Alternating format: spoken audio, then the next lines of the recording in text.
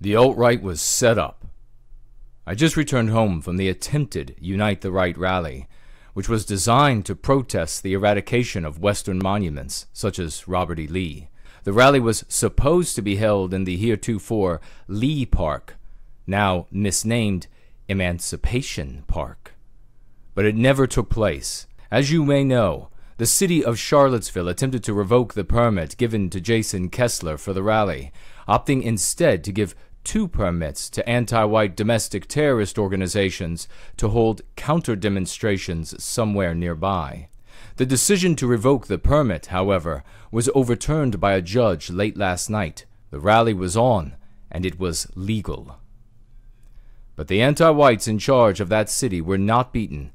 Rather than order the police to set up a proper perimeter for the peaceful assembly of American citizens gathering to exercise their freedom of speech and assembly, the police were clearly ordered to set us up.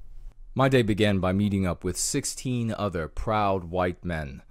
We prepared ourselves, drove to McIntyre Park where we boarded vans, and were ferried in the direction of Lee Park. About 3 blocks outside of Lee Park, we were dropped off and we had to walk the remainder of the distance. As we walked toward the venue, I became concerned because I did not see a police presence. I didn't even see a single police officer. Given the fact that we were holding a rally that could draw as many as 1,000 participants, one would think that the police would be present. On top of that, we anticipated a sizable anti-white violent contingent, and so as a result there should be even more police present. When we arrived at the 1-block circumference around Lee Park, I knew that something was wrong. There should have been a perimeter established by the police. There should have been police officers facing out and police officers facing in, and a no man's land between the two. An entrance and exit through this perimeter should have been established, again with police officers facing out and in. This would have served to thin out the violent groups like BLM and Antifa as they stretch themselves around this entire perimeter. Of course, they would have centralized at the entrance-exit, but the police would have also stationed more people there. There wasn't a single police officer there, not at least until I got closer to that 1-block circumference, when I noticed that the people at the head of our group, which was my group of 17 plus several other large groups, they had stopped at that intersection. And the reason they had stopped was because there was a single file line of police officers marching down the road in riot gear, several dozen of them. We'll see them again a little later in the story. As they passed, many began to cheer and chant, "Blue Lives Matter."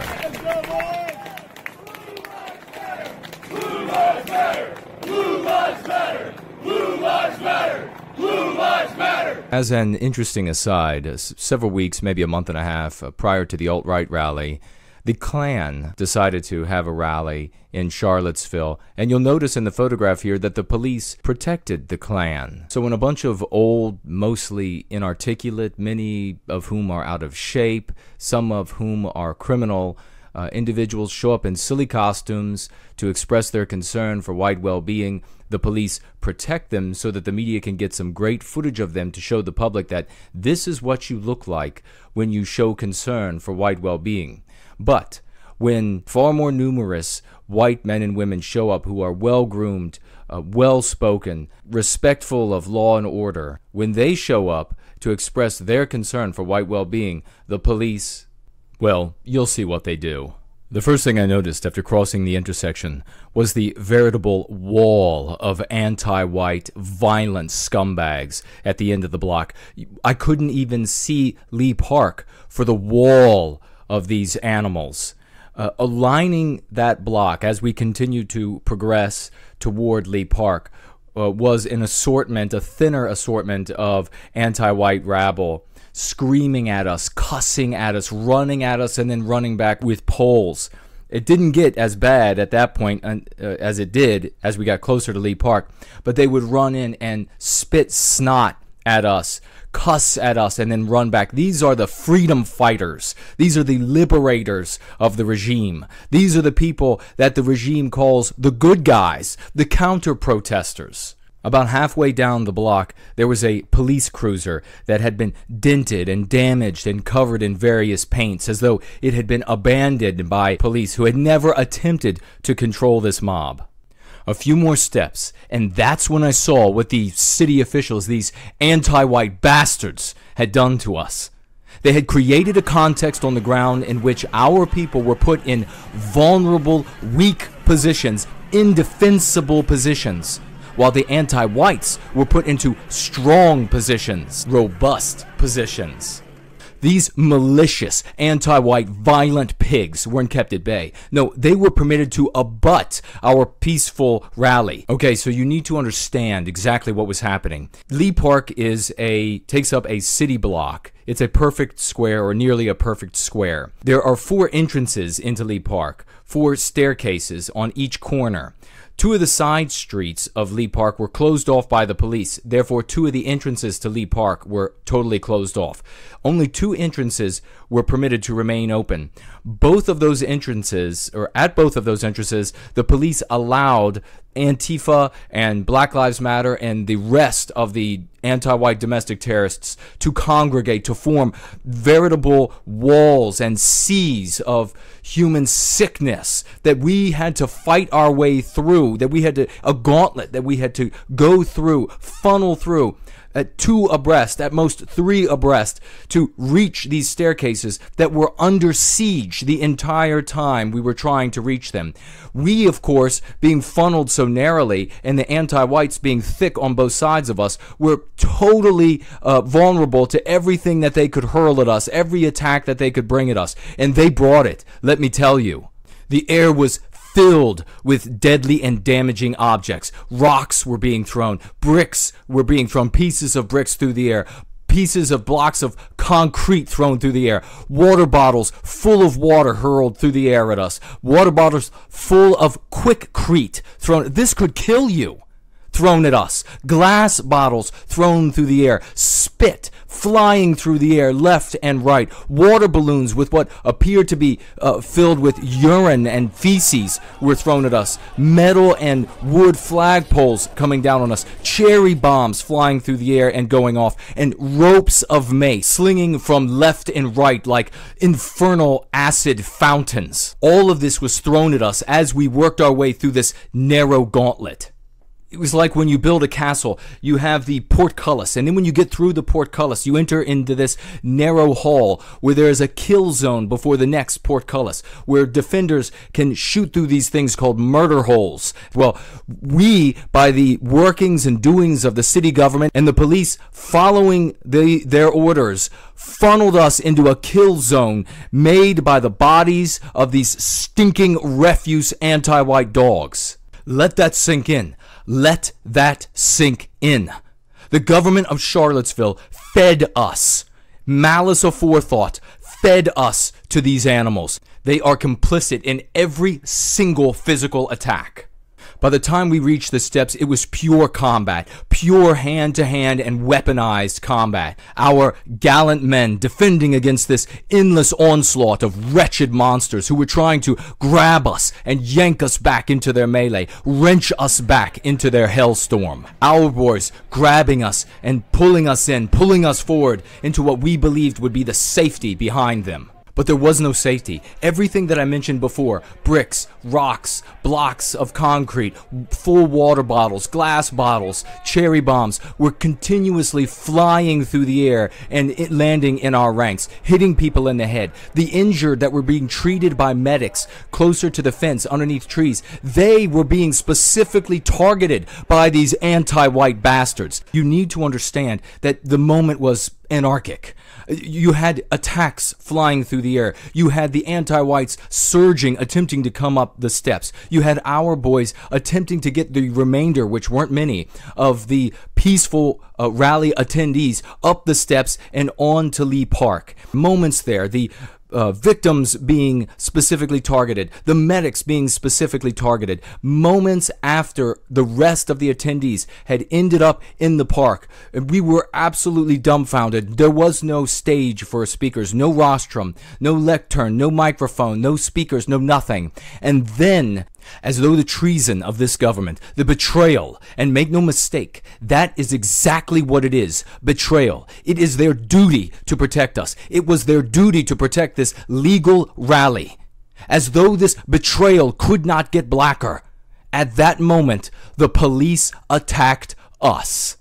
Tear gas canisters flew through the air and noxious tear gas wafted through the crowd. The police officers that I spoke of earlier in the riot gear, they appeared at the back of Lee Park and they began moving forward, pushing us toward the anti-white mobs, and their horns blaring that our peaceful rally had been declared an unlawful assembly. If we did not disperse immediately, we would all be arrested.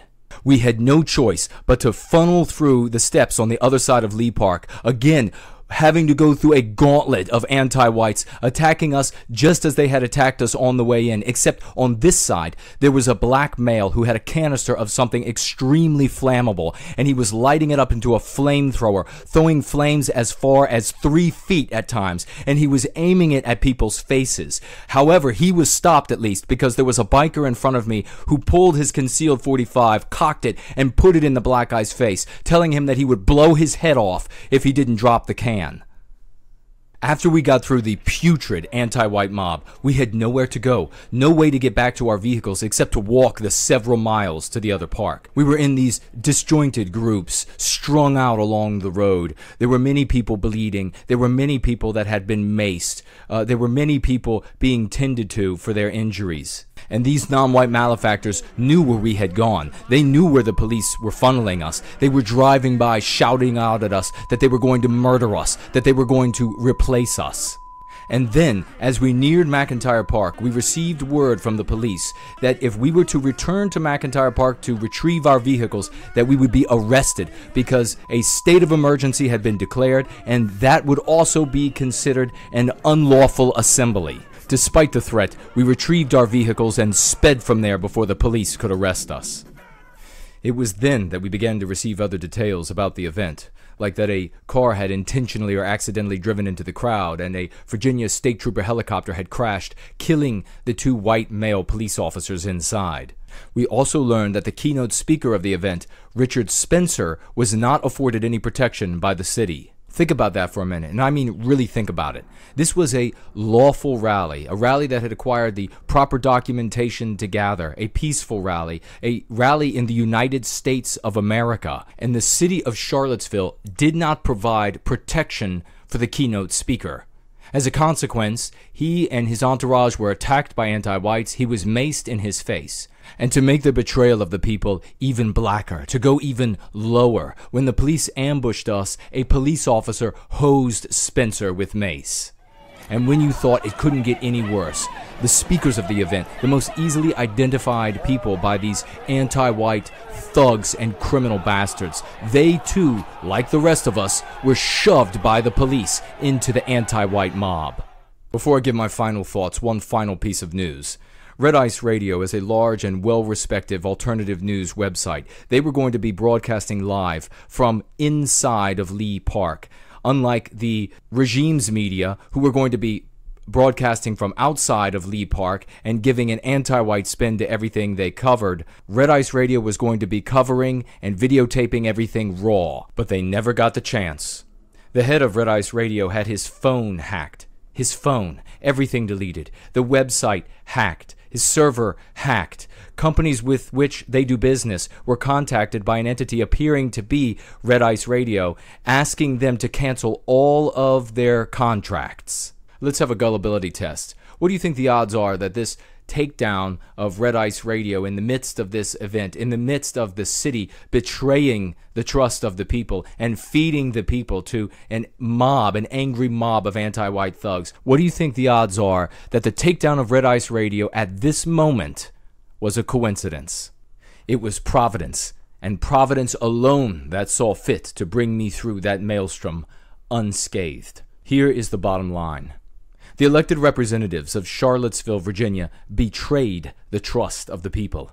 They did everything they could to prevent the rally from taking place during the week prior, only to have a judge overturn their unethical and deceptively founded decisions. When that failed, They colluded with the violent anti-white rabble to inflict physical, psychological, and emotional trauma on the peaceful attendees of a lawfully organized peaceful rally. And now, the federal government is investigating the rally, no doubt looking for whites to persecute and prosecute on trumped-up charges. These are the takeaways. The police will obey orders. If that means feeding you to lions, they will feed you to lions. I saw video of people pleading with them to do the right thing. That is utterly feckless. In that moment, they are nothing but unthinking automatons of their anti-white masters. You can support them. You can cheer them on. You can say that Blue Lives Matter. You can contribute to the charities that care for the families of fallen officers, as I have, and they will still hose you with mace and feed you to the gears of the anti-white mob if they are ordered to do so. The city, state, and federal government have and are moving to frighten you, to terrorize you out of supporting white well-being. What does that tell you about who is in charge? What does that tell you about their motives? What does that tell you about their objectives? Tell everyone you know about Charlottesville. Tell everyone you know about what happened there that day. Let us make it a new socio-political Alamo. Remember Charlottesville. Remember the government's betrayal of our people. Remember the 12th of August, 2017, as the day the anti-whites in government made clear that they will wage war on Western kind to prevent us from serving white well-being. Remember Charlottesville.